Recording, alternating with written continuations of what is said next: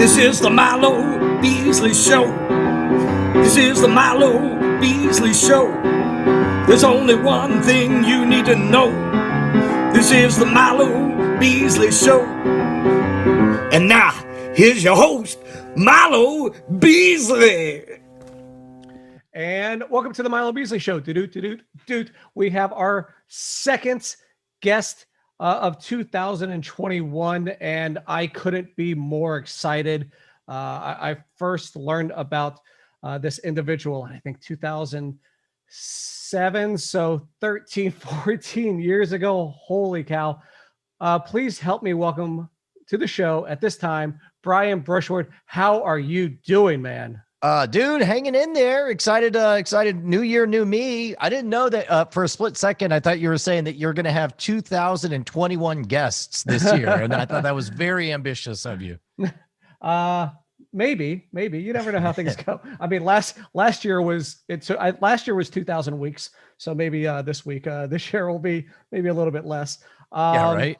So how do I introduce you as a comedian, magician, illusionist? It used to be so simple. I guess when you first saw me, it would have been 2007. I would have been touring colleges with the Bizarre Magic stage show. I would have been headlining at Universal's Halloween Horror Nights, doing fire eating and sticking nails in my eyes and that stuff. And then it was right around that time that I started to dip my toes into the new world of YouTube and working with Revision 3, launching Scam School, all about how to win free drinks at the bar. And then before I knew it, I'm suddenly showing up as a tech pundit on shows and recording comedy albums from Night Attack and then doing TV shows. And so now I your guess is as good as mine, man. I'm just this guy. Renaissance man.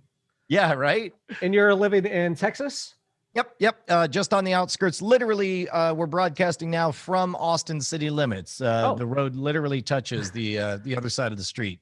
Fantastic. My guest last week, Josh Martin from Dragon Ball Z, is also in Texas. I guess there's a lot of voice actors and just a lot of filming production going on in.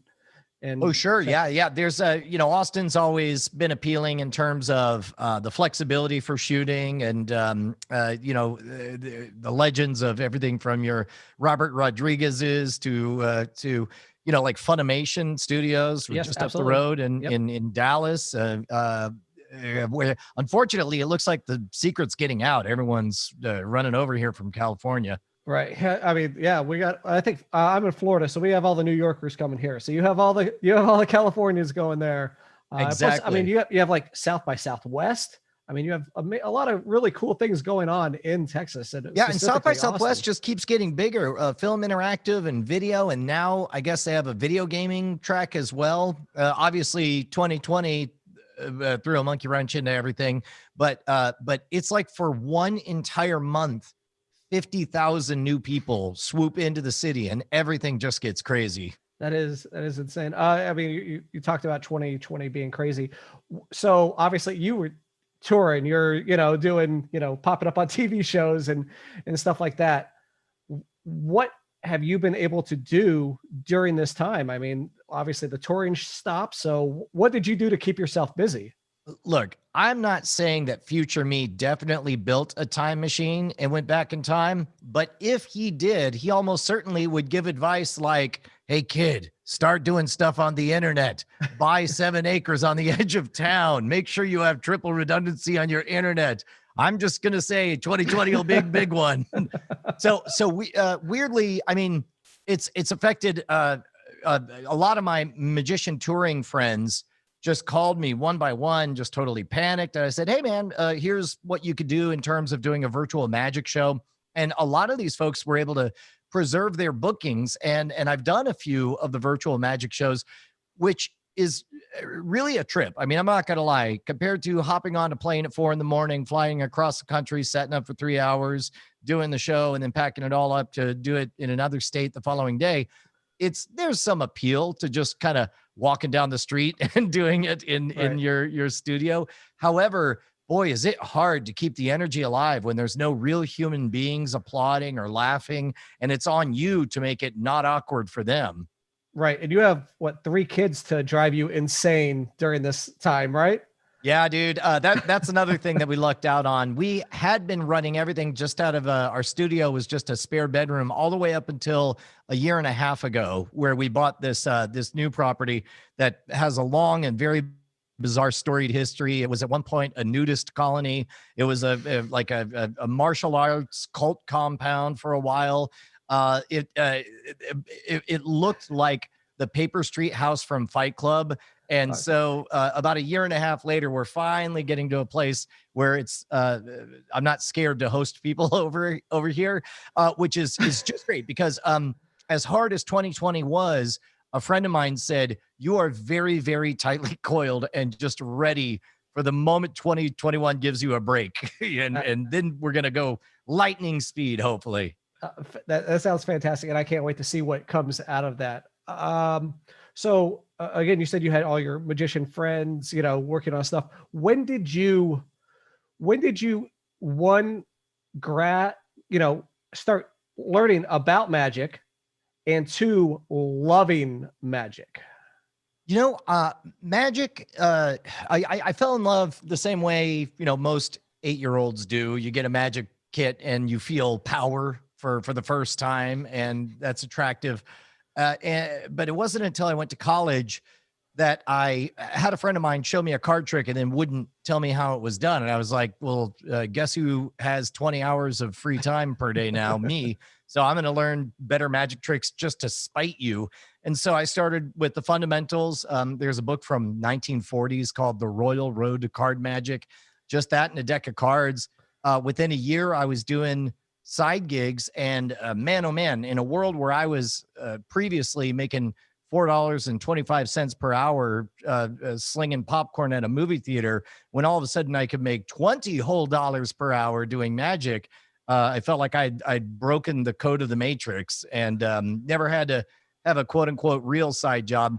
And even after I graduated college, I did work in the computer biz doing consulting and stuff for a couple of years, but I kept doing shows on the side. And then one day I got a raise, and getting that raise was terrifying because I realized, oh, this is how it happens. This is how you get trapped doing something you hate for the rest of your life. Is at some point when you're not paying attention, the money gets too good. So I talked to my wife, and I'm like, I don't care if I can't make it as a magician, but I cannot handle the idea of never knowing whether or not I could have for the rest of my life. And so she was like, you got 1 year.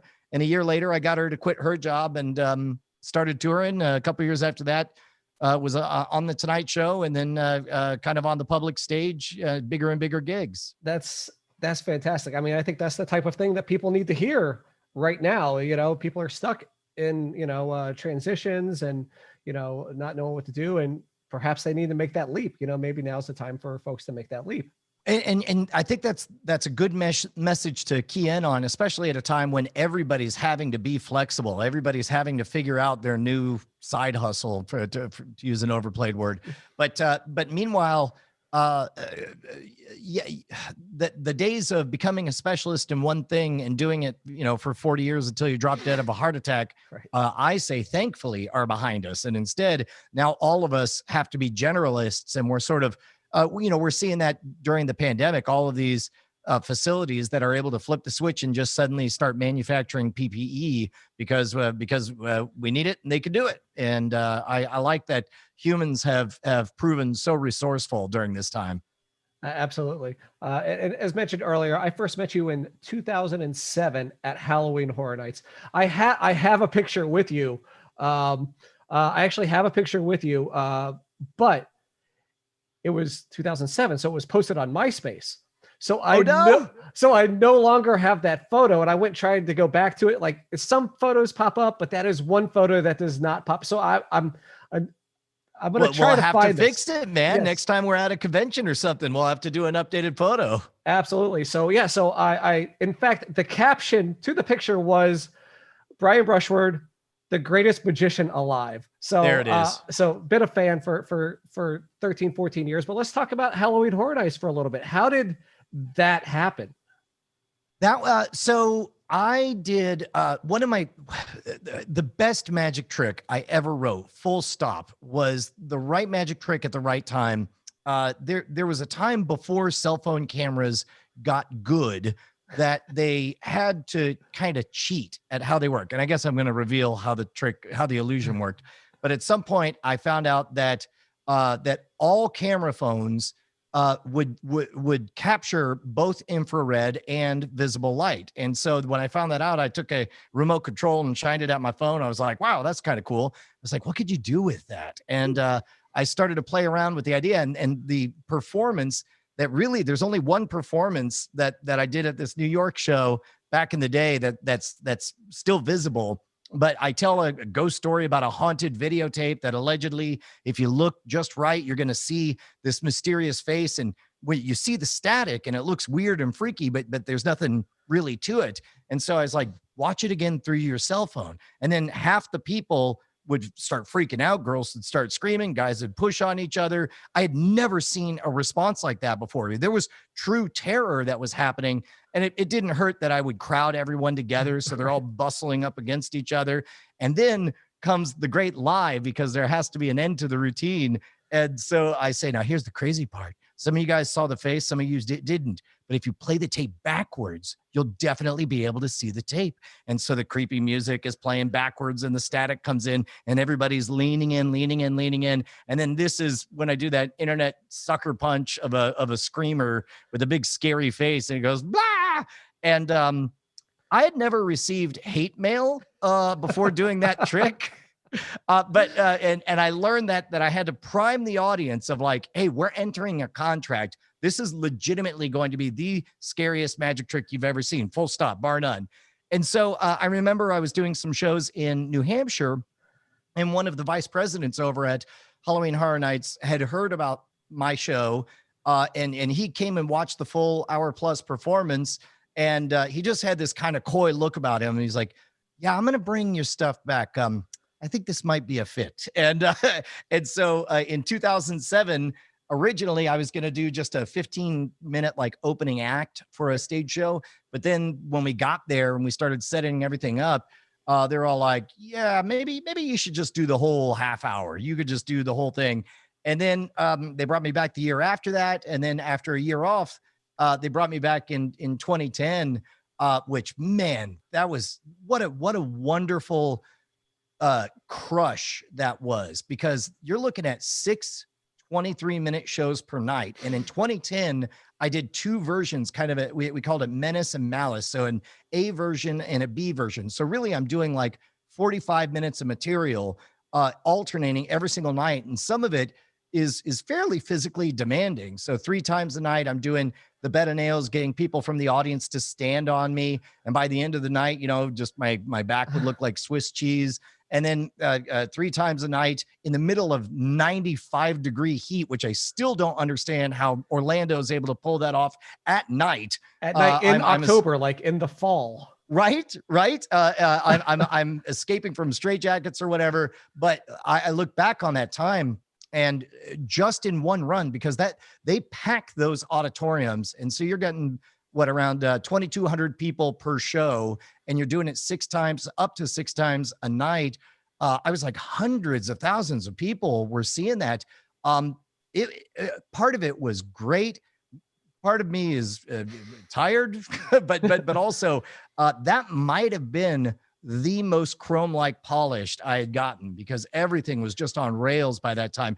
And then switching over to doing stuff with virtual shows, more kind of off the cuff stuff like we're doing right now.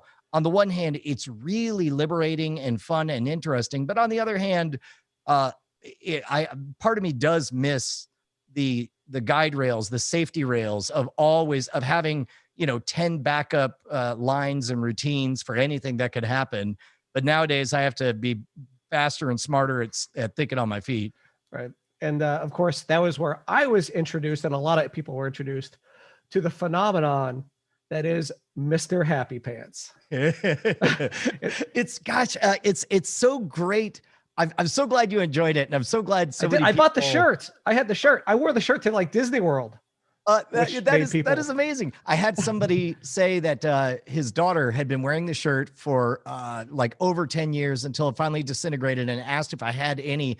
And I was like, I think I've got like 4 of her size in the garage. So I was digging through and all that stuff. And it's so funny because that whole routine really only exists in a vacuum. If we describe the routine by itself, you're like, I don't get it. But when you see the buildup of the entire show, and to just see that one moment of a hard left turn, it really is about the surprise of that moment, and like being just present in using the voice distorter to sound like the devil.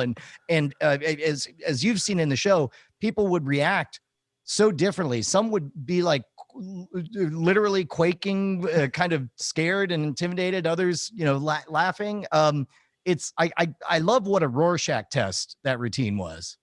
Yeah, and how did you come up with the name Mr. Happy Pants of all things for that character? I remember saying out loud, "Oh man, it'd be funny if you had like a cute, dumb name like Mr. Happy Pants. I'll come up with something better." And then I just never did. And that one routine, it's originally when I was doing it, I just, it was just me shouting or whatever. But it wasn't until I hooked it up to the voice distorter, and you just had this sound of a 30-foot tall Satan coming out of this little puppet named Mr. Happy Pants, that the whole routine just sprang forth fully formed, like Athena from Zeus's head. It's one of my favorite things I've ever seen. But again, you did, like you said, you did bed of nails, sticking nails in your eye, fire breathing. Besides getting married, what's the most dangerous trick you've ever done? I was thinking about this actually the other day.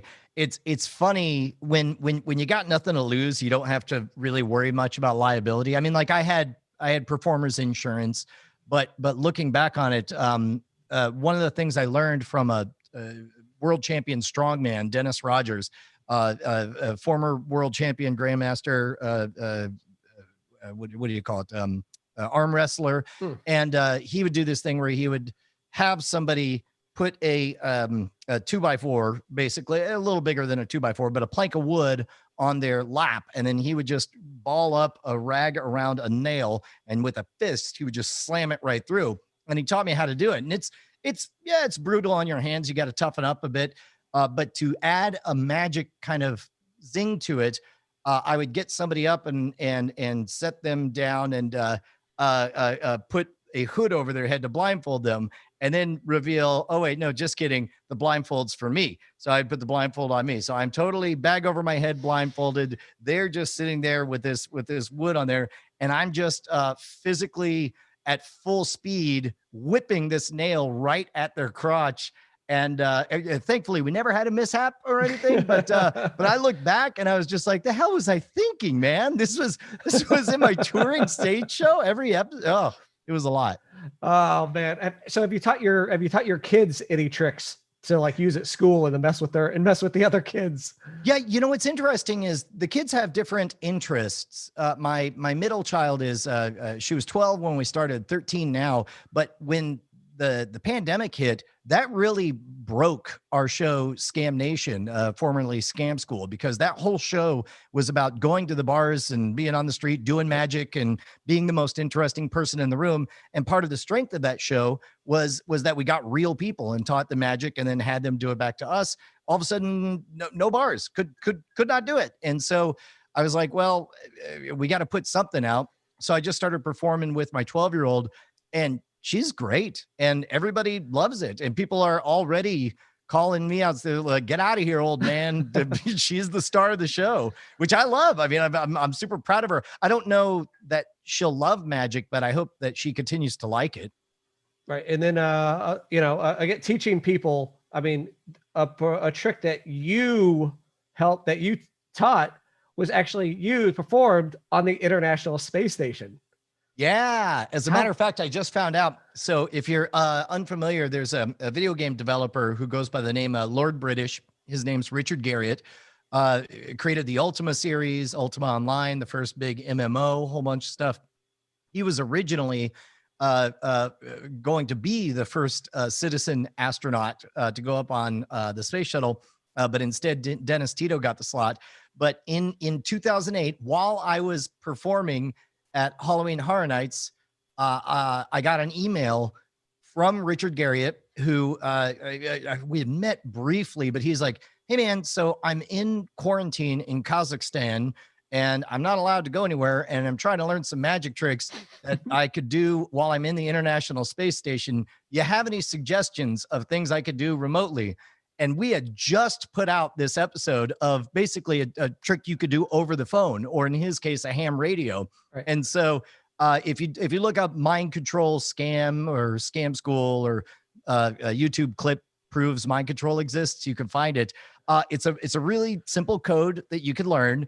And I was so thrilled. I remember coming home from Halloween Horror Nights and just casually turning on the live stream, watching Richard go to space. And I was like, well, that's cool. Hope something comes out of it. Months later, I get an email saying like, dude, it was great. Fooled everyone. And I was like, you don't happen to have footage of it, do you?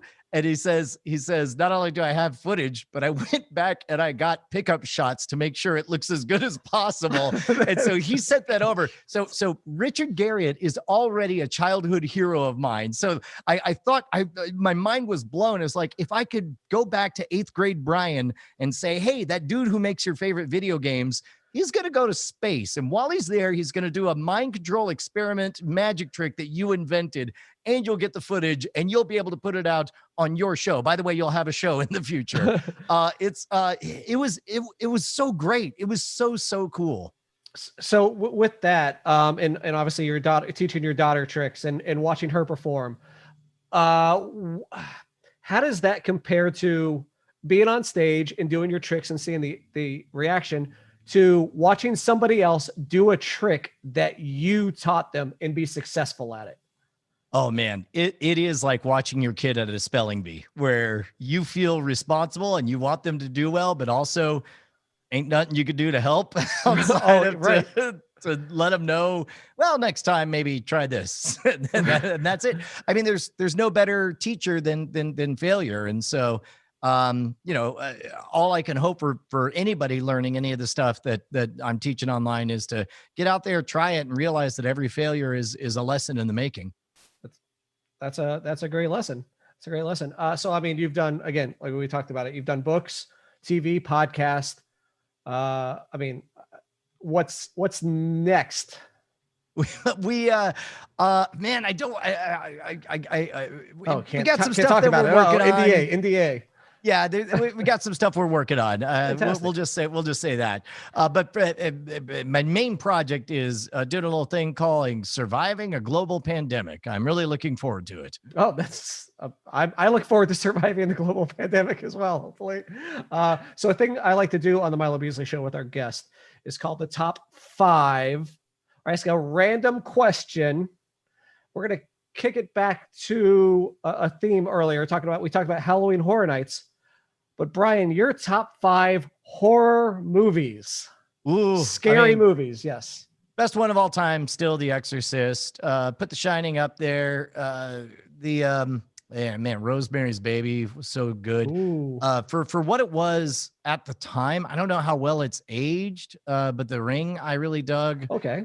As an introduction to kind of J-horror stuff.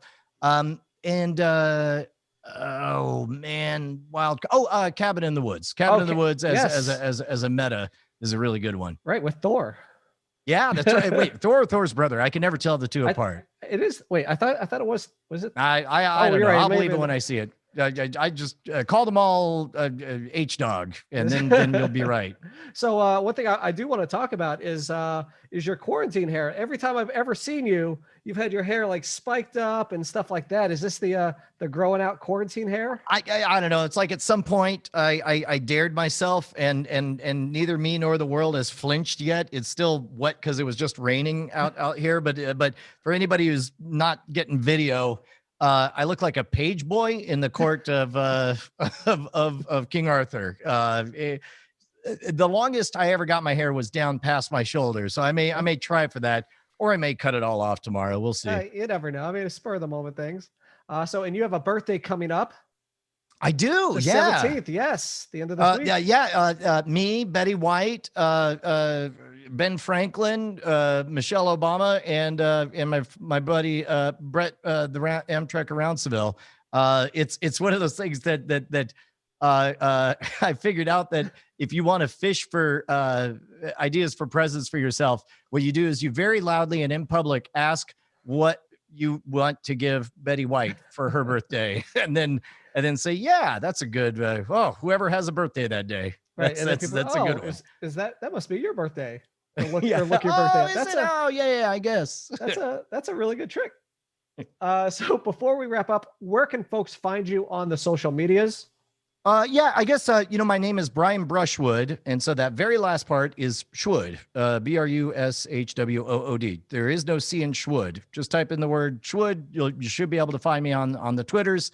Of course, the big show is The Modern Rogue continues to grow. We are on an epic quest to become the ultimate gentleman, warrior, and scoundrel, trying to figure out all the secrets. If James Bond, Houdini, and MacGyver had a baby, what are all the things they would know? And in Scam Nation, still coming out weekly, only now with my 13-year-old daughter. That is great. So thank you very much for chatting with me today. Very impressed with your big board back there. I have a little board. We got this giant monstrosity because we were legitimately running into trouble with like Skype audio ducking and whatever. And at some point, somebody screen captured our producer Bryce Castillo, and they just memed it saying, "Get yourself someone who looks at you the way Bryce looks at that board." All right. Well, again, thank you very much for chatting with me, and I really, really hope to see you in the future so we can get that picture. Yeah, you got it, man. All right. Thanks.